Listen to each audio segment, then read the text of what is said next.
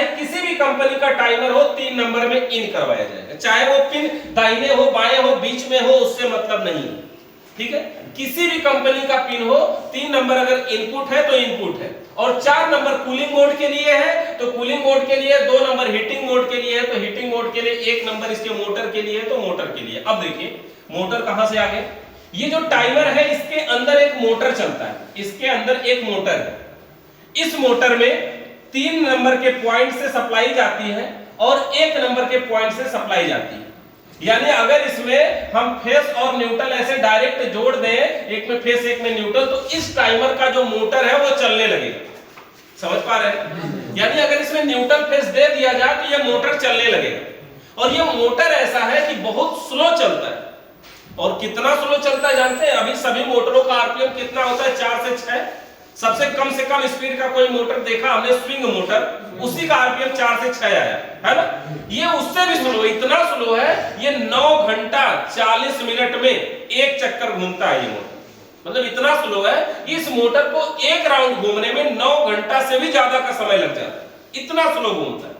और 9 घंटा 40 मिनट में जब ये एक राउंड पूरा करता है तो एक बार सप्लाई ये 2 नंबर पे देता है। इसको ऐसे समझिए जैसे हमारे हाउस वायरिंग में बोर्ड में 2 वे स्विच काम करती है ना, एक पॉइंट में सप्लाई इन करवाइए, 2 जगह से आउट करवा लीजिए। तो इसमें क्या है, वही वाला पॉइंट है इसमें कि जब इसमें न्यूट्रल की सप्लाई और फेस की सप्लाई दे दिया जाएगा तो ये मोटर चलेगा। और ये करता क्या है, ये 4 नंबर पे अपनी सप्लाई हमेशा देता है, यानी मैक्सिमम टाइम इसकी जो सप्लाई है वो इस 4 नंबर के साथ कनेक्ट होती है हमेशा। यानी सीरीज से चेक करेंगे, इसमें सप्लाई देके तो 3 नंबर और 4 नंबर पे आएगा रीडिंग, बीप की आवाज आएगी। 3 नंबर से 4 नंबर पे आएगी, लेकिन 2 नंबर पे भी ये कभी कभी जाएगी। तो कब जाएगी? जब इसका एक चक्कर पूरा होगा तो केवल 20 मिनट के लिए एक बार 2 नंबर पे सप्लाई जाएगी। मतलब 2 नंबर से ही हीटर चलाया जाता है। इसलिए 9 घंटा 40 मिनट के बाद केवल 20 मिनट के लिए इस हीटर पे सप्लाई जाएगी। मतलब समझ रहे हैं ना? 3 नंबर में सप्लाई अगर हमने दिया मान लीजिए, और यहाँ पे न्यूट्रल 1 नंबर में दे दिया, तो ये जो 2 नंबर और 4 नंबर है, ये समझिए 2 वे स्विच का ऊपर और नीचे वाला पॉइंट। जैसे ये 2 वे स्विच अगर है, ये 2 वे स्विच हो गई, और फेस को हमने यहाँ 3 नंबर पे दिया, मतलब ये समझिए 3 नंबर है। और एक तरफ समझिए कि ये 4 नंबर, एक तरफ 2 नंबर है। तो जब ये 4 नंबर पे जाएगी तो अगर हम इसको कंप्रेसर के साथ जोड़ देंगे तो इसका मतलब ये कि इस समय कंप्रेसर चलेगा, मतलब फ्रिज ठंडा करेगी। और जिस समय ये 2 नंबर से अगर हम हीटर में जोड़ देते हैं तो इसका मतलब इस समय हीटर चलेगा, और हीटर चलेगा तो ये गर्म होगा। अच्छा, जिस समय हीटर चलेगा उस समय कंप्रेसर नहीं चलेगा, और जब कंप्रेसर चलेगा तो हीटर नहीं चलेगा। एक समय में एक ही चलेगा, या तो फ्रिज ठंडा हो या तो फ्रिज गर्म हो, दोनों एक साथ नहीं होगा। समझ पा रहे हैं? यानी ये 2 वे स्विच के जैसा बिल्कुल काम करती है, बिल्कुल 2 वे स्विच है। यानी देखिए 4 नंबर पे जब सप्लाई देगा तो 4 नंबर का अभी हम वायरिंग करते हैं तो कनेक्शन कूलिंग यानी कंप्रेसर के साथ करेंगे, और 2 नंबर का कनेक्शन करेंगे तो हीटिंग के साथ करेंगे। ठीक है, अब इसको थोड़ा सा समझते हैं अभी। और इसमें क्या है, ये हमारे पार्ट हो गए। इसके अलावा इसमें और क्या लगेगा? एक है फैन मोटर हमारा लगेगा, पंखा, ये हमारा फैन हो गया, ये ऑपरेटर फैन। एक चीज और है बायोमेटालिक थर्मोस्टेट, ये है बायोमेटालिक थर्मोस्टेट। बायोमेटालिक थर्मोस्टेट में भी तार जोड़ने के लिए 2 पॉइंट है, एक से इन करवाना है, दूसरे से आउट करवा लेना। इसका नाम है बायोमेटल, हम शॉर्ट में इसको बायोमेटल बोलते हैं, बायोमेटल शॉर्ट में बोलते हैं। और ये क्या है? थर्मल फ्यूज, ये हीटर है ना, शॉर्ट में इसको बायोमेटल बोलते हैं। अब समझिए ये बायोमेटल का काम क्या होता है। बायोमेटल एक ऐसी चीज है, यह जब इसका टेम्परेचर -5 डिग्री सेंटीग्रेड या उससे भी ज्यादा ठंडा होता है, यानी उससे भी कम होता है, तो ये ऑन हो जाता है। और ऑन होने का मतलब सप्लाई को आउट करने लगता है। और जब इसका टेम्परेचर +5 डिग्री सेंटीग्रेड या उससे अधिक होता है, यह ऑफ हो जाता है। मतलब नॉर्मल अवस्था में अगर इस बायोमेटल को उठा के मेज पे रख ले और कंटिन्यूटी चेक करें तो कोई भी बीप की आवाज नहीं आएगी, कोई भी सीरीज का बल्ब नहीं जलेगा।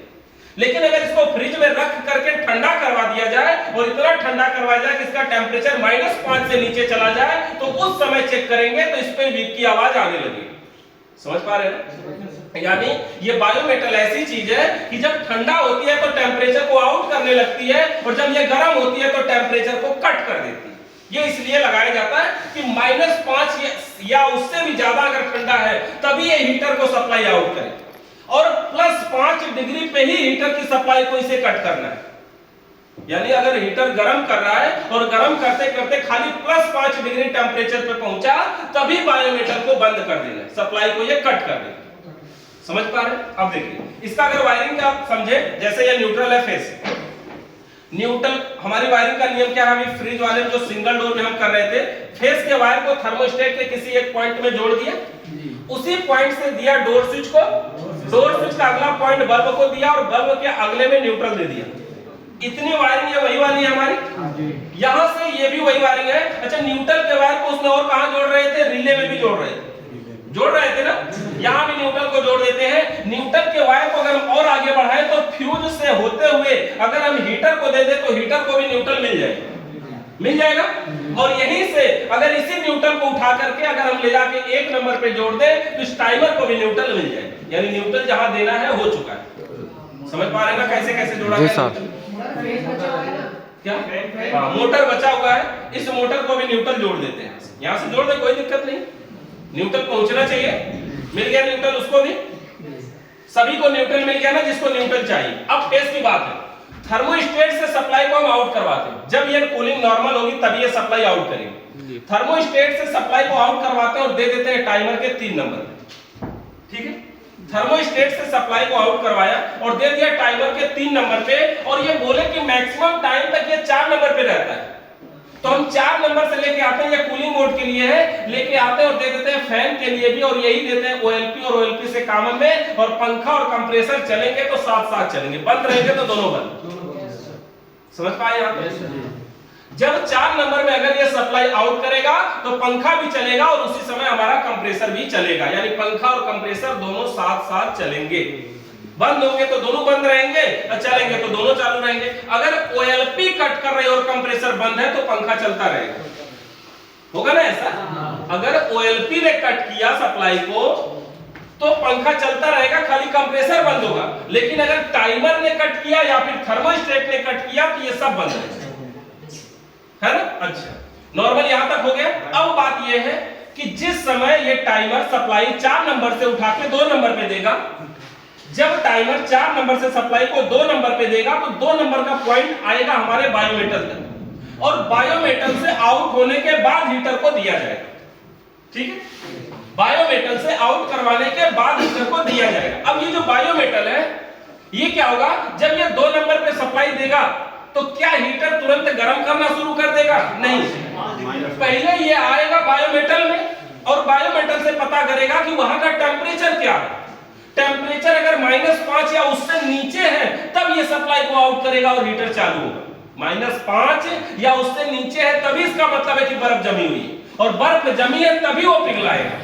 और अगर +5 में चला गया यानी वहां बर्फ नहीं जमी है तो 9 घंटा 40 मिनट के बाद ये भले 20 मिनट के लिए सप्लाई 2 नंबर पे देगा, लेकिन फिर भी हीटर नहीं चलेगा उस समय। समझ पा रहे हैं? और अगर मान लीजिए वहां बर्फ जमी है और इसने 2 नंबर से सप्लाई दिया, बायोमेटल -5 से नीचे, ये भी सप्लाई को आउट किया, हीटर गर्म होने लगा। गर्म होते होते जैसे ही, चाहे 20 मिनट से मतलब नहीं है, 1 मिनट में ही अगर ये गर्म हो गया और टेम्परेचर +5 पे पहुंच गया तो ये कट कर देगा। 1 मिनट में ही अगर ये गर्म हुआ तो ये कट कर देगा, और कट कर देगा तो हीटर बंद हो जाएगा हमारा।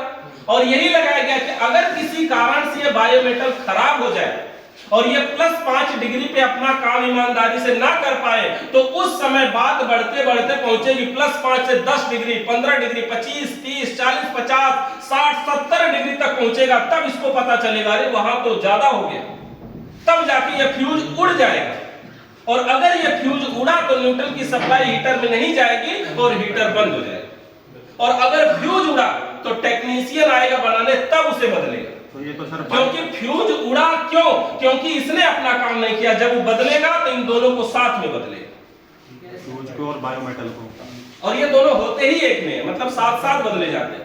वो खराब था तभी तो इसको उड़ने की जरूरत पड़ी, अगर वो अपना काम ईमानदारी से किया होता तो इसका कोई काम ही नहीं है ना। वो +5 पे कट कर दिया होता, -5 पे ऑन ऑफ करता रहता तो इसका कोई काम ही नहीं है। इसका काम केवल तब है जब वो अपना काम नहीं करेगा, तब इसका काम। समझ पा रहे? कहाँ कंप्रेसर बंद हो रहा है, खाली हीटर बंद कर रहा है। वहाँ अगर यहाँ 2 नंबर पे सप्लाई दिया हुआ है और उसी समय सप्लाई इसकी हो गई कट, है ना, तो उस समय फिर कंप्रेसर भी नहीं चलेगा, देर में भी नहीं चलेगा। मतलब उस समय तो वैसे ही बंद था जिस समय ये गर्म हो रहा था, जिस समय ये गर्म हो रहा था उस समय कंप्रेसर वैसे ही भी बंद था, क्योंकि सप्लाई 2 नंबर पे थी, 4 पे थी नहीं। और जैसे ही यहाँ से कटेगा तो न्यूट्रल की सप्लाई से 1 नंबर पे भी नहीं पहुंचेगी। जब नहीं पहुंचेगी तो मोटर जहां है वहीं रुक जाएगा, वहीं रुक जाएगा तो ये 2 से 4 पे आएगा ही नहीं, यानी ठंडा भी नहीं करेगी, यानी कंप्रेसर भी नहीं चलेगा। तो इस हिसाब से तो सर हीटर खराब ही नहीं होता कभी इसका? क्या इसके हिसाब से तो हीटर कभी खराब ही नहीं होगा। हीटर इसके हिसाब से तो नहीं खराब होता, लेकिन ये वोल्टेज को रोक ले ऐसा नहीं करता है ना, वोल्टेज को जाने देता है। हीटर अगर मान लीजिए कि टेम्परेचर प्लस में आने से पहले ही खराब हो जाए, जैसे वोल्टेज आए उसी समय खराब हो जाए, तो वैसा हीटर खराब हो सकता है। वैसे नॉर्मल ये हीटर जल्दी से खराब नहीं होता। सर आपने बोला है कि 20 मिनट तक वहाँ रुकेगा, हाँ, 20 मिनट बाद तो फिर कंप्रेसर को चालू कर देगा। नहीं, ये कह रहे हैं कि अगर फ्यूज उड़ गया ना, ये 20 मिनट वो टाइम है जितने देर तक ये टाइमर चलता रहेगा उस टाइम को ये काउंट करेगा। अगर मान लीजिए कि 5 मिनट तक टाइमर चला, 4 नंबर पे सप्लाई, देखिए लाइन कट गई, अब लाइन जब आएगी तो ऐसा नहीं कि नहीं लाइन आधी घंटा कटी रहती है, टाइम उसको भी जोड़ लेगा कि नहीं 20 मिनट कुल मिला के बंद रहना था, अब तो टाइम 1 घंटा हो गया, ऐसा नहीं है ना। जितने देर चलेगा ये उसी को टाइम को काउंट करेगा, चलने की टाइम 20 मिनट। समझ पाए? 1 मिनट में भी गर्म कर लेगा, तुरंत सप्लाई कट हो जाएगी, हीटर बंद रहेगा, उसके बाद ये चलता रहेगा। मैंने कहने का मतलब ये जब फ्यूज उड़ेगा उसके बाद ये तो चलेगा कंप्रेसर। फ्यूज उड़ेगा तो कंप्रेसर नहीं चलेगा। कैसे नहीं चलेगा? फ्यूज यहाँ उड़ गया, तो इस समय ये 2 नंबर पे था ना, जब 2 नंबर पे था तो ये गर्म हो रहा था, गर्म हो रहा था तो ये उड़ गया, तो इसको न्यूट्रल नहीं मिल रहा है, न्यूट्रल हीटर को भी नहीं मिल रहा है, इस टाइमर को भी तो नहीं मिल रहा है। और टाइमर को न्यूट्रल नहीं मिलेगा तो इसका मोटर नहीं चलेगा, मोटर नहीं चलेगा तो ये 4 नंबर पे नहीं जाने देगा, नहीं जाने देगा तो इधर सप्लाई नहीं आएगी। सर जो बर्फ रहेगी वो पानी बन जाएगी, फिर पानी का आएगा, पानी टपकने के लिए पीछे ट्रे लगा हुआ है, तो वो ट्रे फिर बाहर निकाल के ढूंढना पड़ेगा। यानी सर ये न्यूट्रल उतना ही पानी, उतना इसमें बर्फ नहीं रुक पाएगी ना, मतलब उतना ही पानी उसी ट्रे में ही रुकता है। वो ट्रे कंप्रेसर के ऊपर लगाया जाता है और उसको लगाने से ये होता है कि जैसे कंप्रेसर जब चलेगा तो कंप्रेसर गर्म भी होगा, कंप्रेसर की गर्मी की वजह से वो भाप बन के वहां उड़ भी जाता है, तो उसमें दोनों फायदा हो जाता है, हम उसका यूज कर लेते हैं। और कंप्रेसर का जो डिस्चार्ज लाइन की पाइप होती है ना, जैसे ये कंप्रेसर के कंडेंसर, ये कंप्रेसर है ना, ये डिस्चार्ज लाइन की पाइप है, तो यही पानी का ट्रे है और इस ट्रे में ये पाइप को ऐसे ऐसे पूरा घुमाया गया है, कैपिलरी ट्यूब को, और घुमाने के बाद यहां से निकाला गया है तो गया है कंडेंसर। तो इसमें पूरा कंडेंसर घुमा दिया जाता है और कंडेंसर इतना गर्म होता है कि वो पानी को जला के भाप बना देता है, और फायदा ये भी है कि कंडेंसर ठंडा भी हो जाता है, तो दोनों काम यहाँ पे फायदा है। कंप्रेसर ठंडा, पानी ठंडा है, डिस्चार्ज लाइन की पाइप गर्म है, गर्म पाइप ठंडे पानी में जाने की वजह से वो पाइप भी ठंडी हो जाएगी। ये डबल डोर के अंदर होता है, ये जो फ्री है कितने डिग्री किसी दोनों में होता है, क्या? दोनों में होता है, -15-20 तक तो आराम से जाएगा। कुछ ये दोनों में होता है, डबल डोर में होता है। डबल डोर में होता है भाई सर हाँ पूछ लेते हैं, देखिए हम कह रहे हैं तो नहीं मान रहे। -5 जो है ये -5 पे जाने के बाद